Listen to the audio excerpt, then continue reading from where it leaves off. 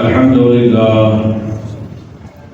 لله وكفى وسلام على عباده الذين اصطفى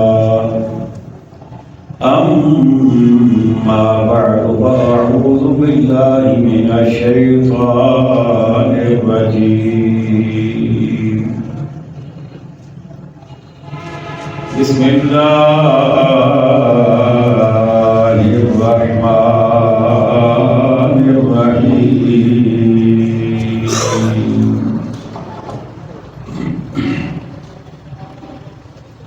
يا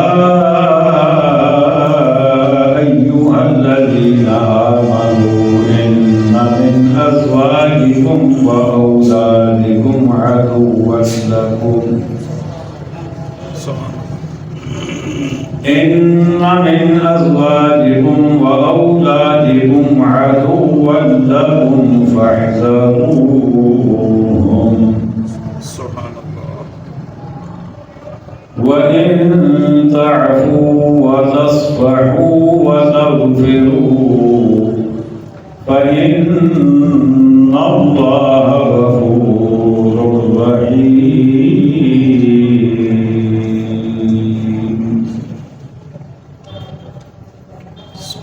صدق الله مولانا العظيم. قال الله تبارك وتعالى في شان حبيبه مخبرا وآخرا إن الله وملائكته يصلون على النبي يا أيها الذين آمنوا صلوا عليه وسلموا تسليما. اللهم صل على سيدنا ومولانا محمد وعلى آل سيدنا ومولانا محمد وبارك وسلم. مل کر پڑھے صلی اللہ علیہ یا رسول اللہ وسلم علیہ یا حبیب اللہ. پھر پڑھے صلی اللہ علیہ یا رسول اللہ وسلم علیہ یا حبیب اللہ.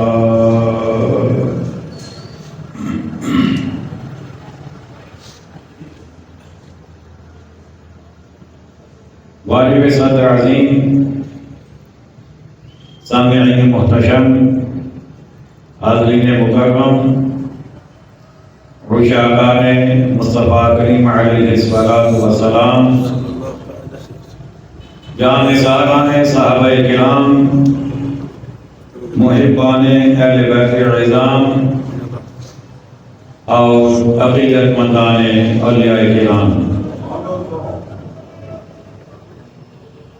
اللہ تبارک و تعالی جل جلالہ وتم برہانہ وعظم شانہ کے مقدس، مطہر اور مبارک کلام مجید میں سے سورۃ التغابن کی ایک آیت مبارکہ تلاوت کرنے کی سعادت رب ذوالجلال نے مجھے عطا فرمائی اور آپ نے سننے کا شرف حاصل فرمایا ہے. دعا گو رہے ہیں رب کائنات ہمیں حق بات کہنے، سننے، سمجھنے، عمل کرنے اور آگے پہنچانے کی توفیق عطا فرمائے۔ آمین آمین سب آمین۔ آج کا درس قرآن روٹین سے ہٹ کے ہے، سبحان اللہ۔ ترتیب کے اعتبار سے۔ ویسے تو ہم دوسرا پارہ پڑھ رہے ہیں، لیکن آج کا درس 28ویں پارے سے ہے۔ اس کی وجہ انشاءاللہ آپ کو کتاب کے آخر میں جا کے پتہ چلے گی۔ غور فرمائیے، یہ دنیا جس میں ہم بس رہے ہیں، اس میں ہمیں قدم قدم پر مال اور دولت کی ضرورت پیش آتی ہے۔ اللہ اکبر۔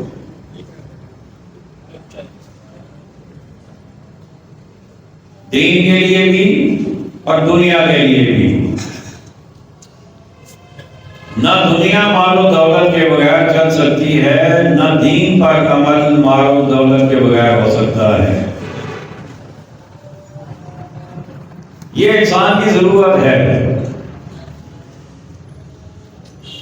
گھر بنانا ہو تو پیسہ چاہیے، لباس پہننا ہو تو پیسہ چاہیے، پانی پینا ہو تو پیسہ چاہیے، کھانا کھانا ہو تو پیسہ چاہیے۔ یہ ہماری دنیاوی ضرورتیں ہیں۔ پیسے کے بغیر ان میں سے کوئی ضرورت پوری نہیں ہوتی۔ دوسری طرف اگر دین کی جگہ پائیں تو دین کے 5 بنیادی ارکان ہیں۔ پہلا رکن ہے شہادت،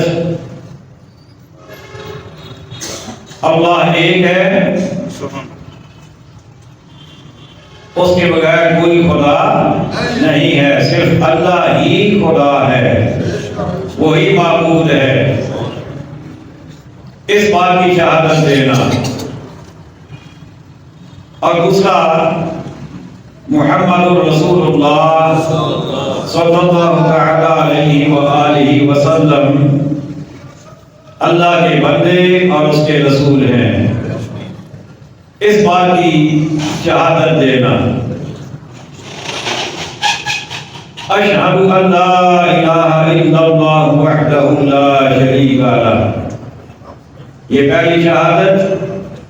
واشہد ان محمدا عبدہ ورسولہ، یہ دوسری شہادت۔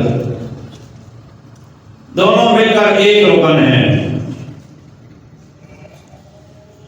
دوسرا رکن نماز ادا کرنا، تیسرا حج ادا کرنا، چوتھا زکوٰۃ ادا کرنا، اور پانچواں روزہ رکھنا۔ یہ 5 ارکان ہیں۔ حدیث میں ترتیب شاید مختلف ہو، لیکن میں صرف آپ کو ان کی تعداد بتا رہا ہوں۔ تو یہ 5 ارکان ہیں۔ ان میں سے صرف ایک رکن ایسا ہے جو بغیر مال و دولت کے ادا کیا جا سکتا ہے، اور وہ ہے پہلا شہادت دینا۔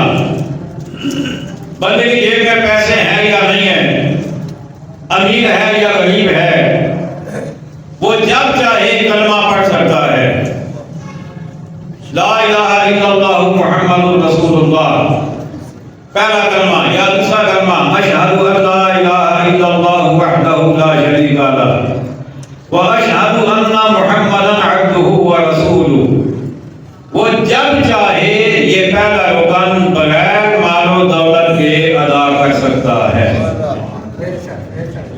لیکن باقی جتنے ارکان ہیں ان کے لیے پیسے کی ضرورت ہے۔ نماز پڑھنی ہو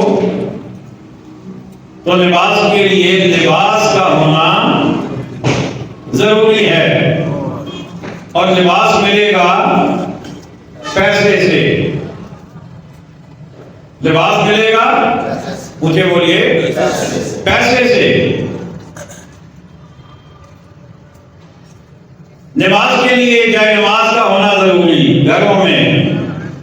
جائے نماز بھی آئے گی پیسے سے. مسجد میں آئیں گے تو مسجد بنانے کے لیے بھی پیسے کی ضرورت ہے. ایک چٹائی لینے کے لیے بھی پیسے کی ضرورت ہے. کارپیٹ بچھانے کے لیے بھی پیسے کی ضرورت ہے. روزے کی طرف آ جائے تو سحر کرنی ہے, افطاری کرنی ہے, دونوں میں کھانے کی ضرورت ہے. اور کھانا ملے گا پیسوں سے. زکات ادا کرنی ہے تو زکات ادا کرنے کے لیے پہلے صاحب نصاب ہونا پڑے گا. اور صاحب نصاب بندہ تبھی ہوگا جب اس کے پاس ایک مخصوص مقدار میں مال موجود ہوگا. حج کرنا ہے تو اس کے لیے بھی پیسے کی ضرورت ہے. تو گویا جب تک پیسہ نہ ہو نہ دنیا میں بندہ گزارا کر سکتا ہے نہ دین پر عمل کر سکتا ہے. اسی لیے اسلام نے پیسہ کمانے سے منع نہیں کیا. کمانے سے منع نہیں کیا بلکہ اسلام نے تعلیم دی ہے. اسلام نے خود کہا کہ دولت کماؤ اور زمین میں پھیل جاؤ, رزق تلاش کرو. اسلام نے تعلیم دی ہے. پیسہ کمانے سے اسلام نے منع نہیں کیا, البتہ ناجائز طریقوں سے کمانے سے منع کیا ہے. اور پیسہ جمع کرنے سے بھی منع نہیں کیا. اگر ایک بندہ پیسہ کما رہا ہے, اس کا روزگار اچھا ہے, اس کے وسائل اچھے ہیں, وہ وافق مقدار میں زیادہ مقدار میں پیسہ کما رہا ہے, جمع کرنا بھی منع نہیں ہے. اس لیے کہ جمع کرے گا تو تبھی وہ حج کرے گا. جمع کرے گا تو صاحب نصاب بنے گا, تبھی وہ زکات دے گا. جمع کرے گا اس کے بعد کچھ ہوگا تبھی وہ صدقہ خیرات کرے گا. تو گویا جمع کرنے سے بھی اسلام نے منع نہیں کیا. لیکن جب پیسہ کسی کے پاس آ جائے تو کمانے سے پہلے اور کما لینے کے بعد دونوں آزمائشیں ہیں. اور انسان کی بنیادی ضرورتیں تین ہیں جس کے لیے ہر بندہ کوشاں رہتا ہے. بنیادی خواہشات کہہ لیں, وہ تین ہیں. سب سے پہلی خواہش ہوتی ہے مال. پیسہ ہونا چاہیے, مال ہونا چاہیے. اور جیسا میں نے پہلے کہا کہ اس کے بغیر گزارا بھی نہیں ہے. اس کے بعد جب بندہ بالغ ہوتا ہے, جوان ہوتا ہے, تو اس کی خواہش ہوتی ہے نکاح کرنے کی. اور یہ بھی جائز ہے. اسلام کی تعلیمات کے مطابق نکاح کرنا ضروری ہے, سنت ہے آقا صلی اللہ علیہ وسلم کی.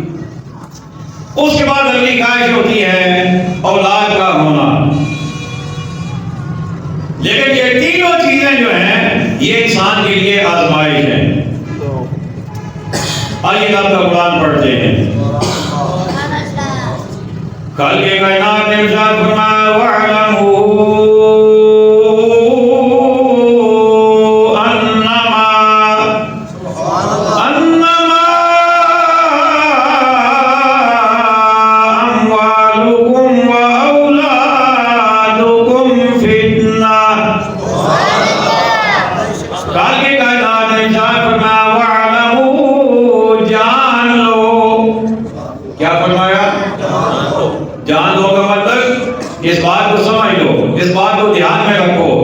اس بات کو کبھی فراموش نہیں کرنا, اس بات کو کبھی تم نے بھولنا نہیں. وَاعْلَمُوا یہ بات رب فرماتا ہے جو میں تمہیں بتانے جا رہا ہوں, جو میں تمہیں بتانے جا رہا ہوں, اس بات کو ہمیشہ اپنے ذہن میں محفوظ رکھنا ہے, اس بات کو بھلانا نہیں ہے. یاد رکھو کیا بات ہے,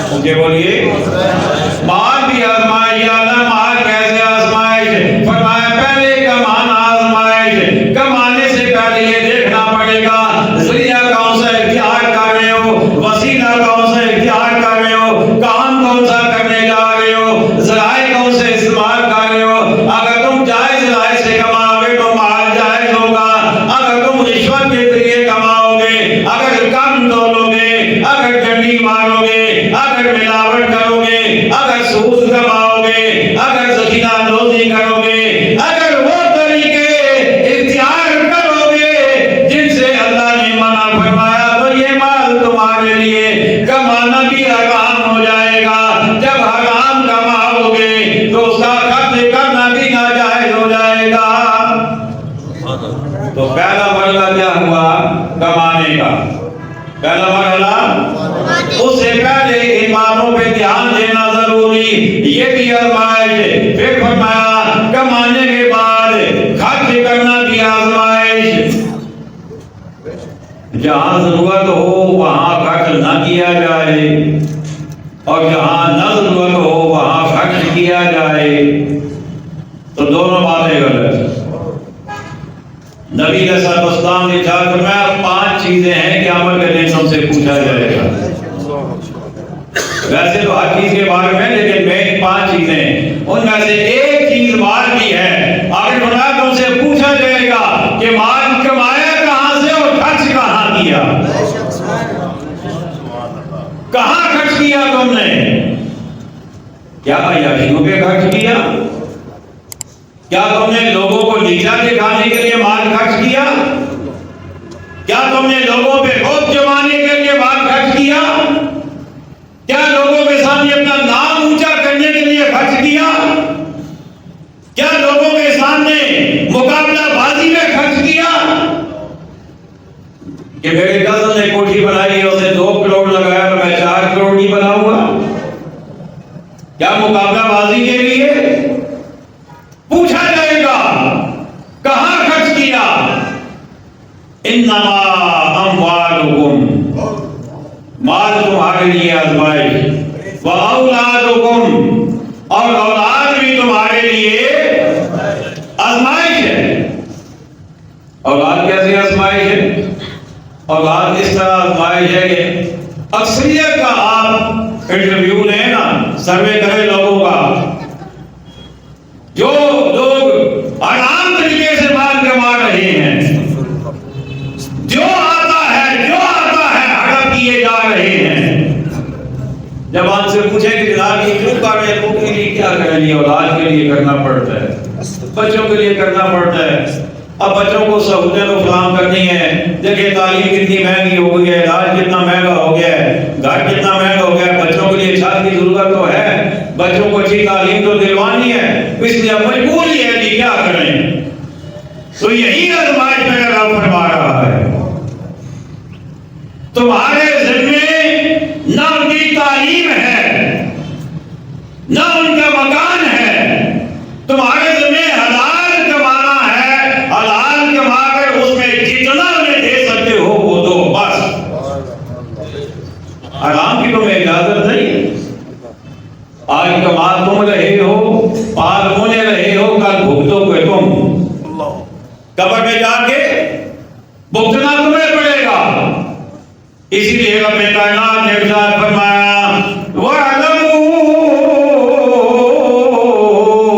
أَنَّمَا أَمْوَالُكُمْ وَأَوْلَادُكُمْ فِتْنَةٌ فرمایا بلا شبہ جان لو اس بات کو پلے باندھ لو بلا شبہ تمہارے مال بھی اور تمہاری اولادیں بھی تمہارے لیے آزمائش ہیں اللہ اکبر حضرت ابو ذر غفاری رضی اللہ تعالی عنہ آپ کا فرمان بڑا خوبصورت فرمان میرے ذہن میں آ گیا آپ نے ایک غلام رکھا ایک آدمی کو کام میں رکھا آ گیا کہیں سے گھومتا گھومتا کہنے لگا کہ میں غریب آدمی ہوں مجھے اپنے ساتھ رکھ لیں میں آپ کی غلامی کروں گا آپ کی خدمت کروں گا فرمایا رکھ لیتا ہوں لیکن میری ایک شرط ہے اس نے کہا کہ بتائیے کیا شرط ہے فرمایا جب بھی میں اللہ کے نام پہ تم سے کچھ مانگوں تو سب سے بہتر چیز تم نے لینی ہے. کیا فرمایا؟ سب سے، مجھے بولیے، سب سے بہتر چیز تم نے پیش کرنی ہے.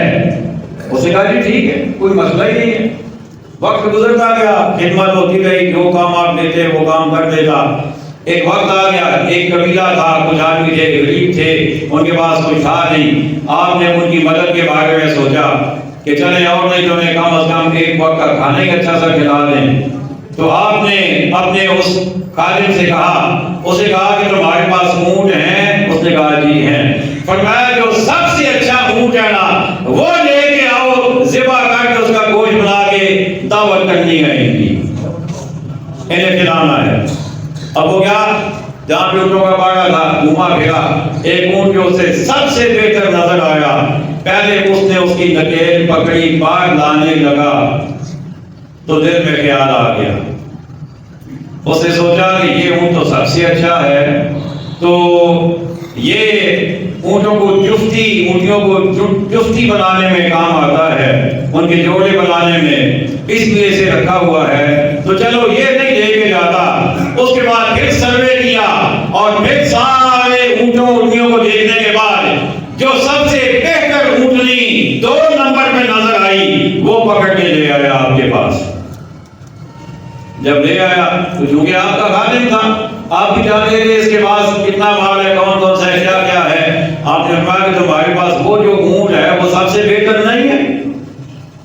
بات پر جو ہے آپ کی، آپ نے کہا وہ جو اونٹ ہے چھوڑ کے آئے وہ سب سے بہتر نہیں ہے. کیا لگا کہ ہاں بالکل واقعی وہی سب سے بہتر ہے، لیکن میں اس یاد سے چھوڑ آیا ہوں کہ وہ اونٹوں کے جوڑے بنانے میں کام آتا ہے، تو اس لیے میں چھوڑ آیا ہوں. فرمایا میری بات دھیان سے سنو، غور سے سنو میری بات کو. فرمایا تمہارے پاس جتنا مال بھی ہوتا ہے نا کسی کے پاس، اس کے 3 وارث ہوتے ہیں. کتنے وارث ہوتے ہیں؟ 3. فرمایا سب سے پہلا وارث تقدیر ہے. کیا ہے؟ تقدیر ہے. تم سمجھتے ہو کہ میں نے کمایا ہے، میرا مال ہے، لیکن تقدیر کا ایک ہی جھونکا آتا ہے، سب کچھ لے جاتا ہے. اب جو تم وہ چھوڑ کے آئے ہو اس خیال سے بعد میں کام آئے گا، ابھی تقدیر کا کوئی جھونکا آئے، کوئی اللہ کا فیصلہ اس کے بارے میں سامنے آ جائے کہ وہی اونٹ تمہارا بیمار ہو جائے، پھڑک کے مر جائے، تم کیا کرو گے؟ اسے کہا کہ ظاہر میں کچھ بھی نہیں کر سکتا. فرمایا بہتر نہیں تھا پھر اللہ کے نام پہ دے دیتے.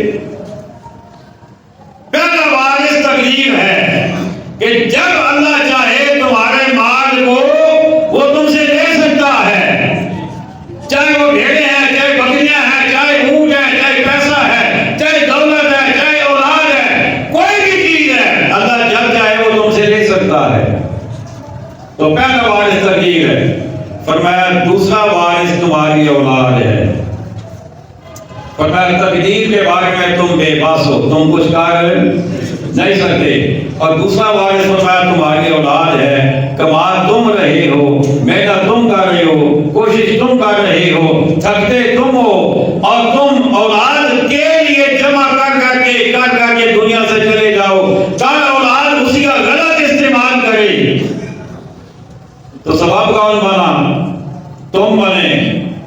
کمایا تم نے، تھکے تم، استعمال وہ غلط کرے، سبب تم بنے. اس لیے یہ فیصلہ بھی تمہارا ہی نہیں ہے. اور تیسرا فرمایا تیسرے مالک تم خود ہو.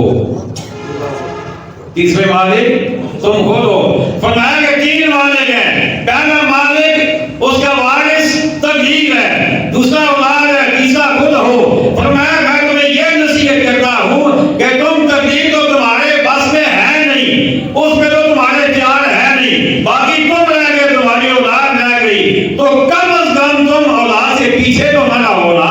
جتنا ان کا خیال ہے اتنا اپنا خیال بھی تو کرو نا، اتنا اپنا خیال تو کرو. اب بتائیے ہم ایسے کتنے ایسے ہیں کہ جو جوڑ رہے ہیں کہ کل بچوں کے کام آئیں گے، مسجد کے لیے بھی دینا پڑے تو ہم مشکل سے دیتے ہیں کہ بچوں کے لیے کچھ بن جائے، ان کا کچھ ہو جائے. لیکن میرے رب فرماتا ہے مال بھی آزمائش ہے، اولاد بھی آزمائش ہے. خالق کائنات نے ارشاد فرمایا یا ایھا الذین آمنوا ان من ازواجکم و اولادکم عدوا لکم فاحذروہم. فرمایا ایمان والو تمہاری کچھ بیویاں اور بچے تمہارے دشمن ہیں.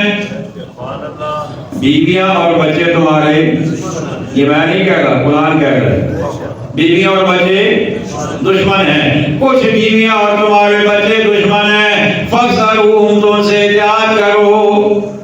اب اس آیت کا شان نزول کیا ہے؟ اس کا شان نزول یہ ہے نبی کریم علیہ السلام جب ہجرت فرمائی، آپ نے سارے صحابہ کو حکم دیا کہ آپ بھی ہجرت کرو، مکہ المکرمہ چھوڑو، مدینہ طیبہ چلو. بہت سارے کثیر تعداد میں صحابہ کرام نے ہجرت کی، لیکن کچھ صحابہ ایسے تھے کہ جن کی بیویوں اور ان کے بچوں نے کہا کہ ہم آپ کے بغیر نہیں رہ سکتے، آپ ہمیں ساتھ لے کر نہیں جا رہے، ہمیں اکیلا چھوڑ کے جا رہے ہیں، تو ہم آپ کے بغیر نہیں رہ سکتے، لہذا آپ بھی نہ جائیں جب تک آپ ہمیں ساتھ نہیں لے جا سکتے، آپ بھی یہیں پہ رک جائیں. وہ رک گئے. اب رک جانے کے بعد جب ان کے معاملات بہتر ہوئے، بیوی بچوں کو لے کر مدینہ طیبہ پہنچے. اب یہاں آ کر انہوں نے دیکھا کہ جو صحابہ ہم سے پہلے آ گئے تھے انہیں اللہ تعالیٰ نے اپنے محبوب کی زبانی بہت زیادہ علم عطا فرما دیا. یعنی ان کے غیر موجودگی میں جب تک وہ مکہ میں تھے جو قرآن نازل ہوتا رہا وہ بھی انہیں پتا نہیں تھا. جو آقا اسلام کے فرامین جاری ہوتے رہے وہ بھی ان کے نالج میں نہیں تھے. تو انہوں نے آ کر جب دیکھا کہ باقی سارے صحابہ کو فقیہ بن چکے، عالم بن چکے، ہم اس سے پیچھے رہ گئے، تو انہیں اس بات کا بڑا افسوس ہوا. اچھا یہاں پر بھی ایک بات میرے اور آپ کے سوچنے کی ہے کہ ہم کس بات پر افسوس کرتے ہیں کہ میں ابھی ادھر کا ادھر ہی اور فلاں بندہ کروڑ پتی بن گیا ہے، فلاں بندہ لکھ پتی بن گیا ہے، فلاں اتنی کوٹھیاں بنا لی، میرے پاس کچھ نہیں ہے. لیکن صحابہ نے آ کر کسی کی کوٹھی نہیں دیکھی، کسی کا محل نہیں دیکھا، انہوں نے یہ دیکھا کہ علم ان کے پاس زیادہ ہو گیا ہے، ہم علم میں پیچھے رہ گئے ہیں. افسوس ہوا انہیں. اب انہوں نے اپنے طور پہ اپنے بیوی بچوں کو سزا دینے کا فیصلہ کیا کہ ان کی وجہ سے ہم پیچھے رہ گئے، اور سزا بھی کیا کہ ان کا خرچہ بند کر دوں گا، اب انہیں خرچہ نہیں دینا. تو میرے رب نے فوراً آیت نازل فرما دی. خالق کائنات نے ارشاد فرمایا یا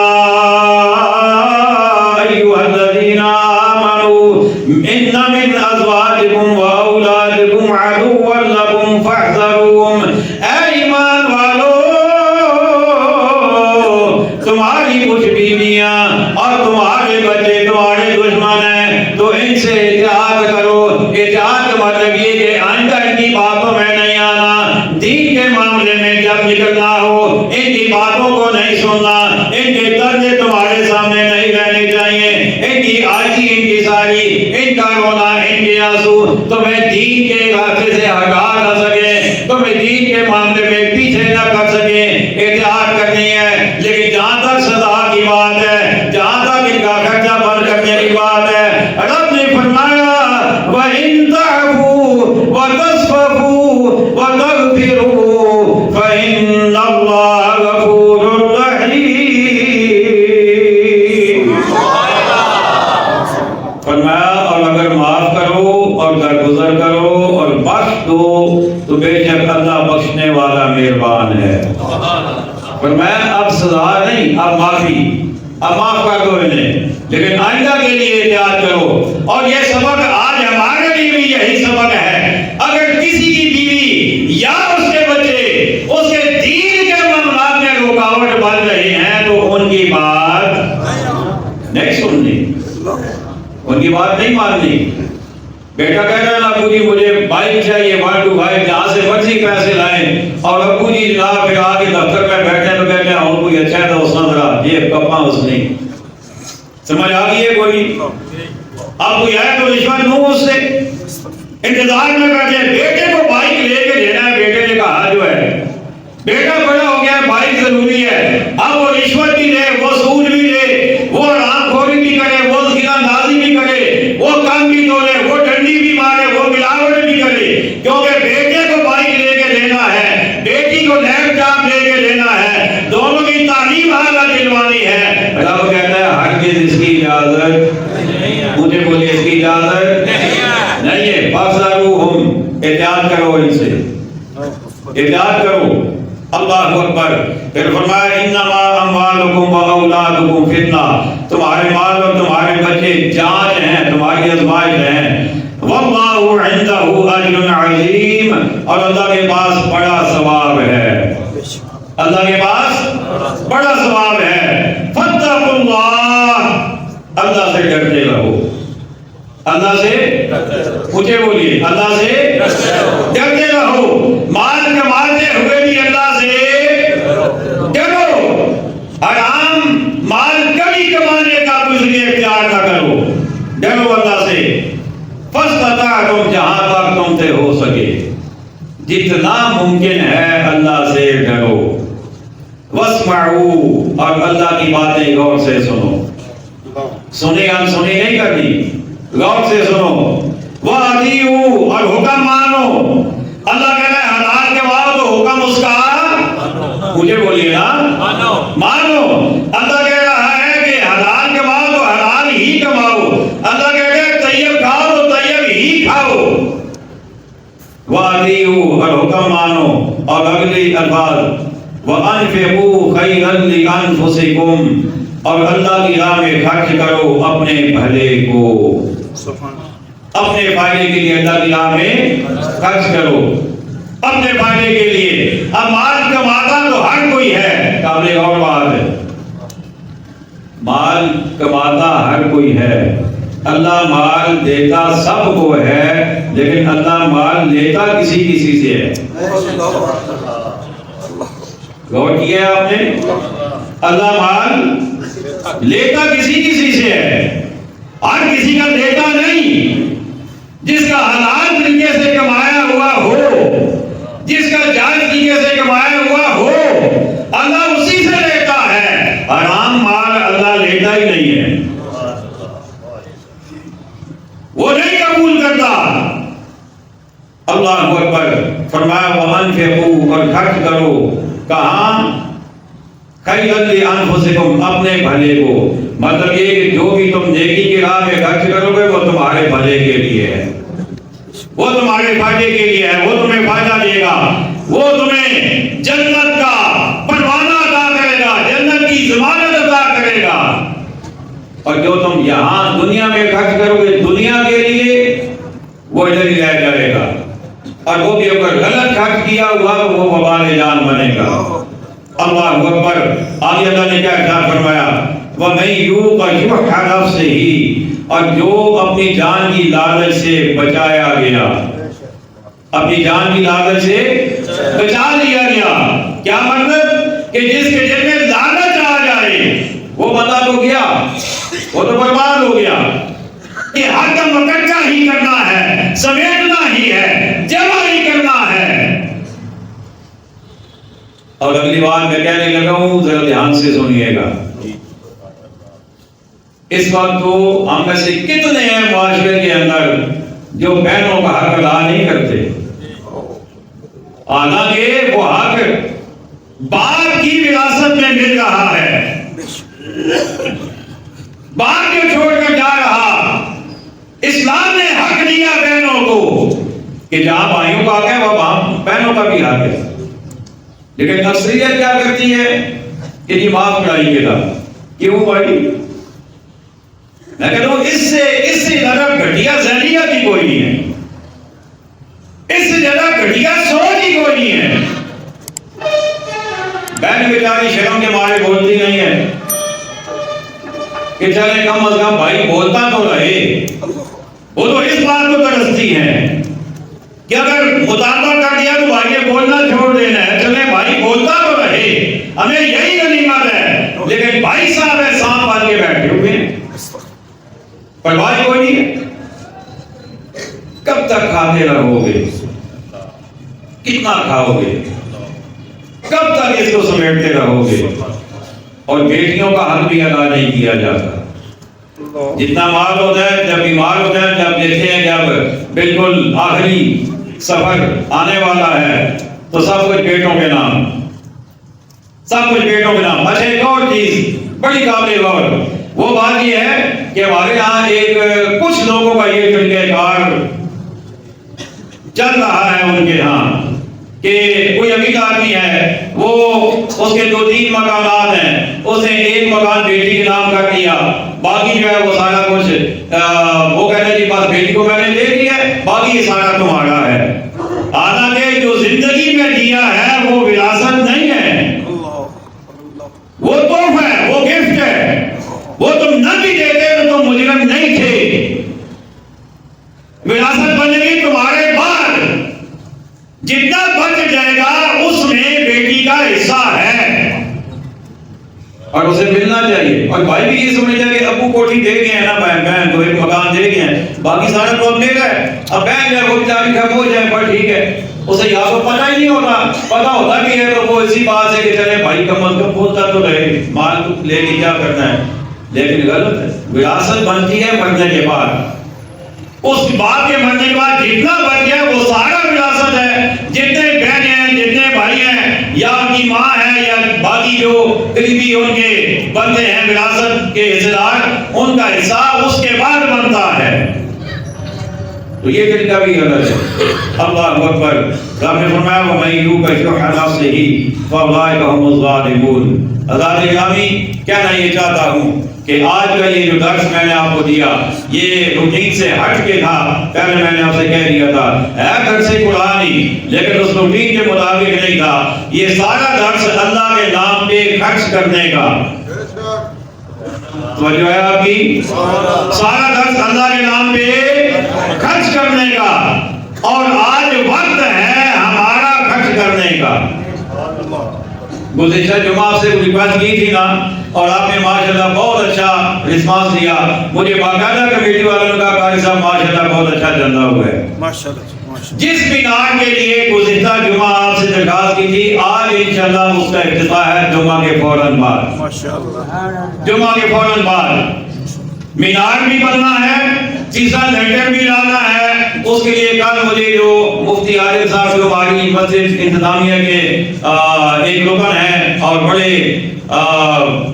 یعنی یوں سمجھیں کہ بڑے متحرک رکن ہیں، بلکہ یوں سمجھیں کہ رہنما ہیں، انہوں نے جو مجھے تخمینہ بھیجا وہ میرے حساب میں یعنی ایگزیکٹ نہیں، کم از کم بھی میرے حساب میں 2.5 کروڑ سے اوپر کا ہے. 2.5 کروڑ سے اوپر کا تخمینہ ہے. سیمنٹ ہے، ریت ہے، بجری ہے، اور پتہ نہیں مزدوری ہے، شرٹنگ ہے، پتہ نہیں کیا کیا ہے. لیکن ہم نے پریشان نہیں ہونا. اس کی وجہ یہ ہے کہ یہ جتنا خرچ ہو چکا ہے یہ بھی تھوڑا نہیں ہوا، یہ بھی کروڑوں میں ہوا ہے. اور یہ ہم نے کیا ہے نا اللہ کے فضل سے، اس کے فضل کے بغیر نہیں ہوتا. میں نے کہا اللہ دیتا سب کو ہے لیکن لیتا کسی سے ہے. جن سے وہ چاہتا ہے لے لیتا ہے. لوگ خود آ کے دے جاتے ہیں. کام ہو جائے گا، کام نہیں رکے گا، لیکن معلوم یا میں رہ جاؤں گا یا آپ رہ جائیں گے. تو ہم نے معلوم نہیں رہنا. آج جو چندہ ہونا ہے وہ بہت دل کھول کر دیں، جو گزشتہ جمعہ نہیں تھے یا جو نہیں دے سکے. اللہ تعالیٰ سب کو توفیق عطا فرمائے. وما علینا الا البلاغ المبین.